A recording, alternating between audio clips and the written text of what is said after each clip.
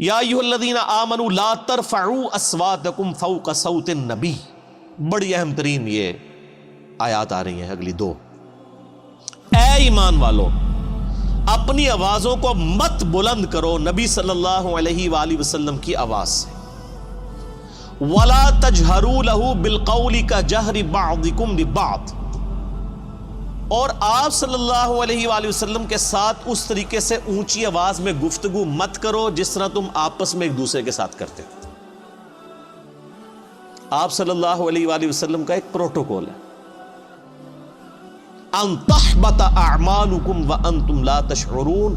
کہیں ایسا نہ ہو کہ تمہارے اعمال برباد کر دیے جائیں اور تمہیں خبر بھی نہ ہو. نبی علیہ السلام کی موجودگی میں آواز بلند کرنا یہ اتنا بڑا جرم اور گناہ ہے کہ اعمال بھی اکارت ہو جائیں گے اور تمہیں یہ پتہ بھی نہیں چلے گا کہ تمہارا بیڑا غرق ہو چکا ہے. اور یہ آیت آپ کو پتہ ہے کن لوگوں کے بارے میں نازل ہوئی ہیں جو اس امت کے سب سے بہترین لوگ ہیں؟ حضرت ابو بکر اور حضرت عمر رضی اللہ تعالی عنہما. یہ ان کو اللہ تعالیٰ نے دھمکی لگائی تھی. تو سر ہم اور آپ کس کھیت کی مولی ہیں سر؟ اس کے کانٹیکسٹ میں صحیح بخاری میں امام بخاری ایک حدیث لے کے آئے ہیں. اسی چیپٹر کی انہوں نے ہیڈنگ بنائی ہے کتاب التفسیر چیپٹر میں صحیح بخاری میں، اور ایک حدیث لے کے آئے ہیں. اور حدیث کے الفاظ ہی بہت رقت انگیز ہے. عبداللہ ابن ابی ملیکہ تابعی کہتے ہیں قریب تھا کہ اس مخلوق کے دو بہترین افراد تباہ و برباد ہو جاتے، یعنی ابو بکر اور عمر. وہ تباہی کے دہانے پر پہنچ گئے تھے جب انہوں نے رسول اللہ کے حضور آپس میں گفتگو کرتے ہوئے اپنی آوازوں کو بلند کیا. رسول اللہ کے ساتھ بدتمیزی نہیں کی سر، پوائنٹ ٹو بی نوٹڈ. آپس میں گفتگو کر رہے تھے نبی علیہ السلام کی موجودگی میں. اور پھر امام بخاری نقل کیا کہ بنو تمیم کا ایک وفد آیا تھا. تو نبی علیہ السلام کی عادت تھی جب بھی کوئی قبیلہ اسلام قبول کرتا تھا نا تو اس قبیلے کا کوئی نہ کوئی امیر مقرر کر دیتے تھے تاکہ بعد میں کمیونیکیشن صرف امیر کے ساتھ، قبیلے کے سردار کے ساتھ ہو.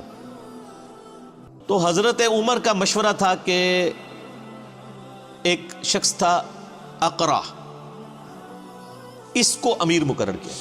تو حضرت ابو بکر نے کہا کہ نہیں، یہ شخص اتنا مناسب نہیں ہے. یہ جو دوسرا شخص ہے نا قعقاع بن عمرو التمیمی، یہ بہت بہادر تھا جس کے بارے میں حضرت ابو بکر کہا کرتے تھے نا یہ 1000 بندوں پہ بھاری ہے. اسی کو خالد بن ولید کے ساتھ جنگ یرموک کے لیے بھیجا تھا اور قادسیہ کے لیے بھی بعد میں. قعقاع بن عمرو التمیمی. تو حضرت ابو بکر کا مشورہ تھا قعقاع کو جو ہے نا یہ امیر مقرر کیا جائے. تو حضرت عمر نے کہا کہ ابو بکر آپ ہر مسئلے میں نا یعنی میرے ساتھ اختلاف کرتے ہیں، میرا مشورہ جو ہے زیادہ مناسب ہے. بس آپس میں تلخ کلامی ہو گئی. نبی علیہ السلام بیٹھے ہوئے تھے، آیات نازل ہو گئی کہ نبی کی موجودگی میں آواز بھی بلند کی نا تو بیڑا غرق ہو جائے گا. اچھا، حضور کے ساتھ کوئی بدتمیزی نہیں کی آپ کی موجودگی میں.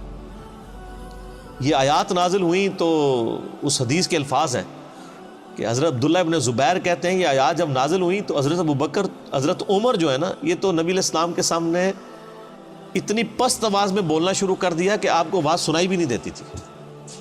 سرگوشی میں بات کرنی شروع کر دی. ڈر گئے، سارے ایمان والے ڈر جاتے ہیں نا.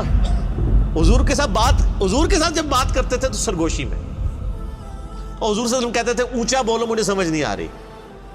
یہ بخاری کے الفاظ ہیں. اتنا ڈر گئے. تو اگر نبی علیہ السلام کی موجودگی میں آواز بلند کرنے سے ابو بکر اور عمر کے اعمال برباد ہو جائیں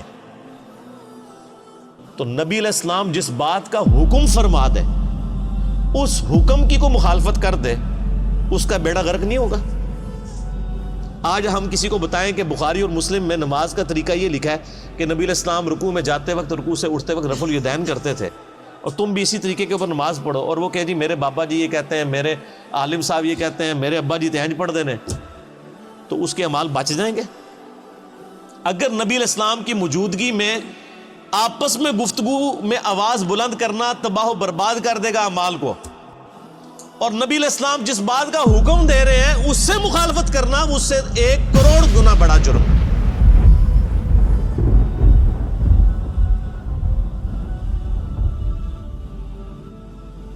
ایک چیز آپ نے حکم فرما دی اس سے مخالفت کرنا دین میں یعنی جتنی بھی چیزیں وہ اس سے بڑا جرم ہے.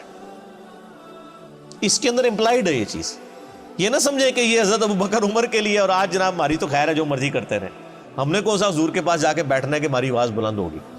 اسی آیت کے تحت تمام محدثین اور مفسرین لکھتے آئے ہیں کہ نبی علیہ السلام کی وفات کے بعد بھی قبر رسول کے اوپر آواز بلند کرنا اسی طریقے سے گستاخی ہے جس طرح کہ اس زمانے میں نبی علیہ السلام کی موجودگی میں.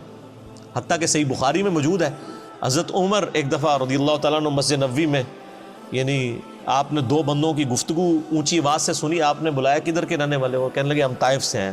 ان کا اگر تم مدینے کے ہوتے نا تو تمہاری کٹ لگاتا میں ادھر کہ تم رسول اللہ کی مسجد میں اپنی آواز کو بلند کر رہے ہو. یعنی اتنا احترام کروایا جاتا تھا کیونکہ نبی علیہ السلام کی قبر مبارک بھی بالکل مسجد کے ساتھ ایڈجسٹنٹ, حجرہ عائشہ سلام اللہ علیہا. اسی لیے تمام مفسرین ایون ابن کثیر کو اٹھا کے دیکھیں, اسی آیت کے تحت انہوں نے لکھا ہے کہ یہ نہ سمجھے کوئی کہ نبی علیہ السلام جب تک دنیا میں موجود تھے, نہیں, آج بھی قبر رسول پہ کوئی شخص اپنی آواز بلند نہیں کر سکتا. اور آپ کو حیران کن بات بتاؤں, یہ سورۃ الحجرات کی آیات روضہ شریف کے اوپر آج بھی لکھی ہوئی ہیں. سر یہی دو آیات, آیت نمبر 2 اور 3, یہ لکھی ہوئی ہیں روضہ شریف کے اوپر, ایگزیکٹ جالیوں کے اوپر. جب حضرت ابوبکر عمر نے نبی علیہ السلام کے بارے میں اتنی احتیاط شروع کر دی نا, تو پھر اگلی آیات بھی نازل ہو گئی. ان الذین یغضون اصواتهم عند رسول اللہ, بے شک وہ لوگ جو اپنی آوازوں کو دھیما رکھتے ہیں رسول اللہ کی بارگاہ میں. اولئک الذین امتحن اللہ قلوبهم للتقوی, یہی وہ لوگ ہیں جن کے دلوں کو اللہ نے پرہیزگاری کے لیے چن لیا ہے. یعنی پرہیزگاری کا کرائٹیریا ہے تعظیم رسول صلی اللہ علیہ وآلہ وسلم. جو جتنا آپ صلی اللہ علیہ وآلہ وسلم کی عزت اور توقیر کرنے والا ہے وہ اتنا ہی متقی اور پرہیزگار ہے. اگر حضرت ابوبکر اور عمر رضی اللہ تعالی عنہما کی تقوی کا ٹیسٹ رسول اللہ کا ادب ہے تو سر پھر ہم لوگ پھر کس کھاتے میں آتے ہیں؟ اور یہ جو کچھ آج ہو رہا ہے کہ ہم لوگوں کو کتاب و سنت سے تعلیمات بتاتے ہیں اور لوگ اپنے بابوں کے شعر پڑھنا شروع کر دیتے ہیں, بابوں کی کتابیں لے کے آ جاتے ہیں. یہ کیا گستاخان رسول نہیں ہے؟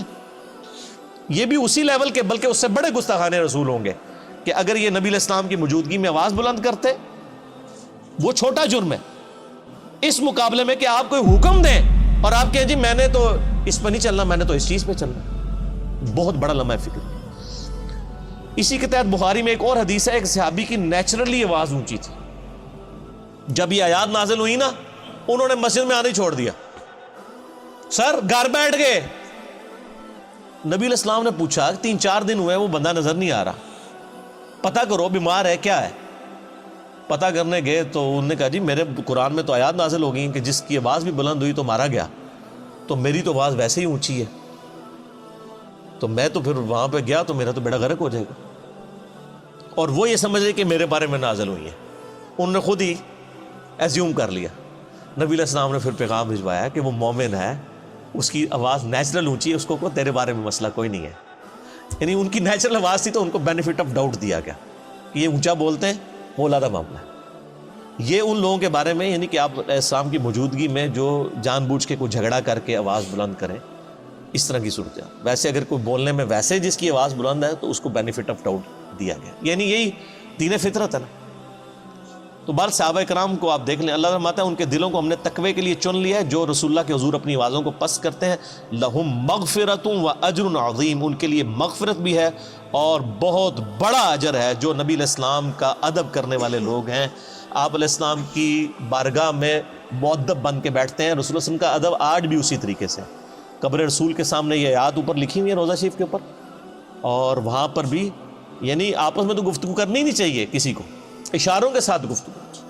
اور آپ دیکھیں وہاں پہ جو لوگ یعنی انہوں نے لوگ کھڑے کیے ہوتے ہیں نا, یعنی وہاں پہ شرطے عرب حکومت کی طرف سے, تو وہ باقاعدہ یعنی لوگوں کو اشارے سے سمجھا رہے ہوتے ہیں, وہ اپنی آواز نہیں وہاں پہ نکالتے.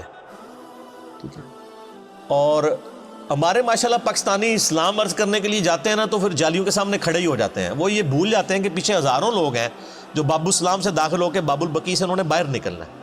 یعنی ایک طرف سے لوگ داخل ہوتے ہیں اور پھر روضہ شریف پہ حاضری دے کے دوسرے دروازے سے باہر نکلنا ہے. اگر بیچ میں لوگ کھڑے ہو جائیں تو پچھلے والوں نے حاضری کیسے دینی ہے؟ تو چند لمحات کے لیے آپ کھڑے ہوں, صلاۃ و سلام عرض کریں, وہ 4 کتابوں میں صحیح سند کے ساتھ آیا ہے، المصنف ابن ابی شیبہ میں، اور الموطا امام مالک میں، سنن الکبریٰ البیہقی میں، اور فضل الصلاۃ علی النبی میں، اور مصنف ابن ابی شیبہ کا نمبر بھی مجھے یاد ہے 11793 کہ عبداللہ بن عمر جب بھی قبر رسول پہ حاضر ہوتے، جب کبھی بھی سفر کا ارادہ کرتے یا واپس آتے تو پہلے مسجد نبوی میں 2 نفل پڑھتے، پھر روضہ شریف پہ آ کے عرض کرتے السلام علیکہ یا رسول اللہ، پھر السلام علیکہ یا ابا بکر، یعنی ساتھ ابو بکر کی قبر کے اوپر رضی اللہ تعالیٰ عنہما، اور پھر سیدنا عمر کی قبر کے اوپر السلام علیکہ یا عمر، اور بعض روایتوں میں آتا ہے السلام علیکہ یا ابتا، میرے باپ آپ پر سلام ہو۔ اور ابو داؤد میں حدیث ہے کہ میری قبر پہ میلہ نہ لگا لینا، دنیا کے کسی بھی حصے میں درود پڑھو گے اللہ تعالیٰ تمہارا درود میرے تک پہنچا دے گا۔